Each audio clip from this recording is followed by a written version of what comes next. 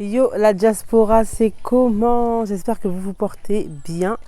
Nouvelle vidéo en direct de Libreville. Voilà, regardez un petit peu le décor. J'ai quitté Bamako pour Libreville. Ça fait déjà un mois que je suis à Libreville. Donc j'ai quitté Bamako pour diverses raisons, mais la raison principale pour laquelle j'ai quitté Bamako, c'était la solitude. La solitude, le manque de la famille, ouais, le manque des miens, des proches, le fait de me sentir isolée et surtout d'être dans un pays, désolé, hein. Surtout le fait d'être dans un pays dans lequel j'avais la barrière de la langue. J'étais toute seule là-bas avec les enfants. Il faut savoir qu'à Bamako, la plupart de la population, la majorité, ils parlent le Bambara. C'est le Bambara, c'est la langue, on va dire, officielle, hein. En tout cas, c'est la langue la plus parlée. Et du coup, moi, je n'ai pas le Bambara. C'était difficile quand je sortais et tout. Et après, ça, c'était vraiment, ça, c'est obsolète. Ça, franchement, c'est pas vraiment important. Mais voilà, la raison principale, c'était vraiment que je me sentais isolée, je me sentais seule. J'avais un manque de mes proches et tout. Et du coup, voilà, psychologiquement, ça allait pas. Je commençais à me sentir très très mal psychologiquement. Il faut jamais négliger la santé psychologique. Moi, c'est quelque chose auquel je fais très très attention. Donc, du coup, j'ai pris la décision tout simplement de partir. J'ai pris la décision de partir. Je suis restée à Bamako du coup du 24 mars au 12 juin. Mars, avril, mai, juin. Ouais, donc j'ai fait 3 mois, on va dire. 3 mois à Bamako, 3 mois pleins. Et du coup, j'ai pris la décision de venir au Gabon, à Libreville, étant donné que c'est mon pays d'origine. Et j'ai très bien fait de prendre cette décision parce que pour le coup, je me suis rendu compte que bien, autant je suis très heureuse d'être ici parce que ça m'a permis de revoir mes proches, ça m'a permis de revoir mon pays, ça m'a permis de faire découvrir mon pays à mes enfants. Il faut savoir que je n'étais pas venue au Gabon depuis plus de 10 ans, donc c'est trop, c'est trop. Et du coup, voilà, ça m'a permis de vraiment de renouer avec mon pays. Et ça m'a également permis de me rendre compte que même si c'est mon pays, même si je suis contente d'être ici et d'avoir retrouvé ma famille et tout, c'est pas forcément un pays dans lequel je me verrai vivre sur du long terme pour différentes raisons, des raisons de mœurs et tout qui sont pas forcément des mœurs que j'ai envie de transmettre à mes enfants. C'est pas, voilà, c'est mon pays, je l'aime, mais c'est pas forcément un pays dans lequel j'ai envie d'élever mes enfants pour différentes raisons que j'évoquerai sûrement dans une vidéo. Donc voilà, ça m'a permis de me rendre compte de ça. Donc du coup, là j'ai revu mes ambitions à la baisse concernant mon retour sur le continent africain.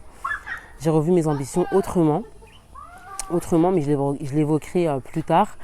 Là, c'était vraiment juste pour donner des news et tout. Et si je peux vous donner un conseil, du coup, c'est de bien choisir votre pays de destination. Si vous êtes comme moi une personne qui a besoin d'être entourée, qui a besoin d'être en famille, voilà, qui a peur de la solitude et tout, je vous conseillerais d'aller dans votre pays d'origine. En premier lieu pour voir comment ça se passe et tout.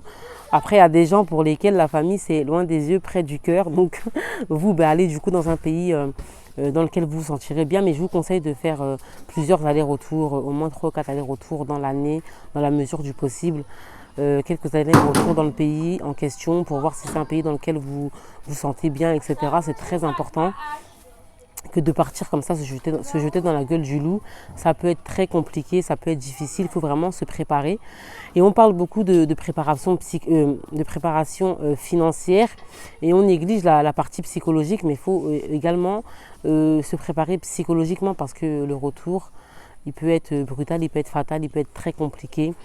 Moi personnellement, quand je suis arrivée à Bamako, j'ai eu un choc psychologique. Vraiment parce que ça faisait des années que j'avais pas mis les pieds en Afrique subsaharienne. Du coup, j'ai été dépaysée. Le dépaysement, il a été brutal pour moi. Ça a été choquant, le manque d'infrastructures et tout. Ça a été choquant. Passer de Paris à Bamako, c'est pas anodin. C'est pas anodin, surtout quand on est comme moi déconnecté vraiment du continent. C'est-à-dire que j'avais pas mis les pieds en Afrique subsaharienne depuis plus de 10 ans. Depuis plus de 10 ans. Je suis repartie en Afrique ces dernières années, genre au Maroc, en Égypte. Mais vraiment, en Afrique subsaharienne, j'avais pas mis les pieds depuis des années. Donc, du coup, c'était compliqué. C'était pas facile. Psychologiquement, ça a été dur et tout. Là, je suis sur le continent depuis le mois de mars. Là, on est en juillet. Donc, du coup, là, je commence à prendre mes marques et tout, à m'habituer. Mais c'est vrai que c'était pas facile au début. C'était compliqué. Donc, ça, pensez-y bien. Pensez-y bien. Je vous conseille d'y retourner plusieurs fois avant le départ.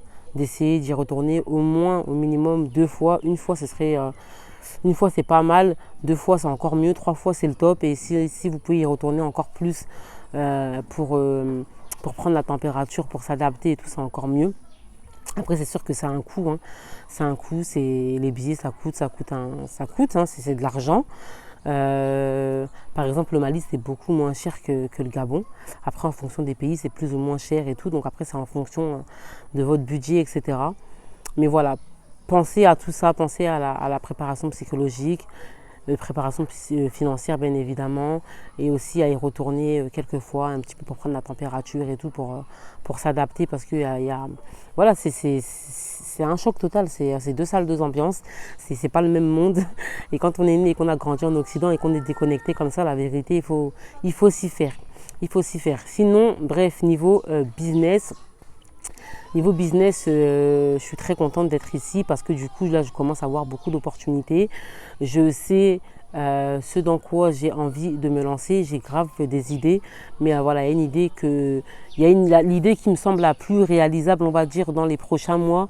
Je l'ai déjà en tête, c'est déjà fixé, donc je sais déjà ce que je vais faire et tout. Et franchement, il y a trop de trucs à faire sur le continent. Franchement, c'est vraiment... pour moi, l'endroit où il faut être pour entreprendre ces prochaines années, surtout pour nous, les gens de la diaspora. La vérité, qu'il y a énormément de choses à faire. Ouais, de toute façon, je compte tourner une vidéo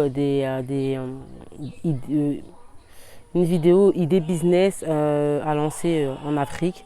Même s'il y en a déjà, qui le font sur YouTube. Il y a notamment l'investisseur africain et investir au pays, Philippe Simo, big up, que je kiffe. Bref, donc peut-être que je pourrais apporter quelque chose qu'ils n'ont pas apporté ou donner des idées qu'ils n'ont pas données dans leurs vidéos. En tout cas, moi, j'ai constaté qu'il y a beaucoup de secteurs dans lesquels il serait bon d'entreprendre ces prochaines années. Donc voilà, sinon que dire de plus? Moi, je pense qu'en termes d'entrepreneuriat, il est judicieux de démarrer dans son pays d'origine, de jouer à domicile, ça peut être un bon parti pris parce que voilà, faut pas se mentir, pour entreprendre dans le monde entier, il faut des contacts, des connaissances et notamment en Afrique. C'est bien de connaître quelqu'un qui connaît quelqu'un qui peut t'arranger pour telle ou telle chose. Donc du coup, faire ses armes dans son pays d'origine, ça ne peut être que très très bénéfique.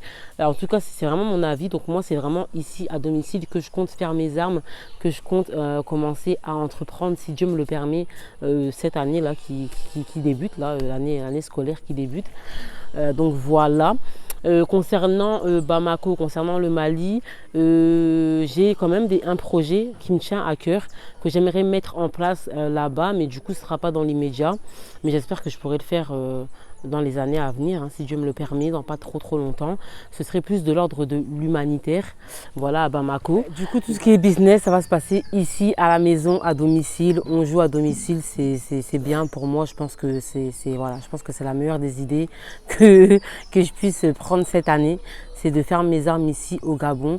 Et c'est le conseil que je peux vous donner également, c'est de faire vos armes en termes d'entrepreneuriat à domicile, dans votre pays d'origine. Ça peut être bénéfique pour vous. Voilà, j'ai rien à ajouter de plus. C'était juste pour donner des news, faire un petit coucou. J'espère pouvoir vous faire découvrir le Gabon. Mais ici, c'est un petit peu compliqué de filmer avec son téléphone et tout, machin. Donc voilà, j'évite de filmer. Je vais essayer de tourner un vlog au moins pour vous faire découvrir le Gabon, qui est un magnifique pays. Comme vous pouvez le voir autour de moi, je suis entourée de végétation. Et le Gabon, en termes de végétation, on est servi. Voilà, c'est une des richesses du pays. Ça constitue 80-90% du pays, il me semble. Donc voilà, j'espère avoir l'occasion de vous faire découvrir le Gabon, qui est un magnifique pays. Je dois normalement partir dans une autre province du Gabon, donc j'espère que j'aurai l'occasion d'y aller, parce qu'avec le Covid et tout, c'est un petit peu compliqué. Bref, donc voilà, j'ai rien d'autre à ajouter, c'est juste pour vous faire un petit coucou, pour vous donner des news. J'espère que vous vous portez bien et on se dit à très bientôt pour une prochaine vidéo. Ciao, ciao!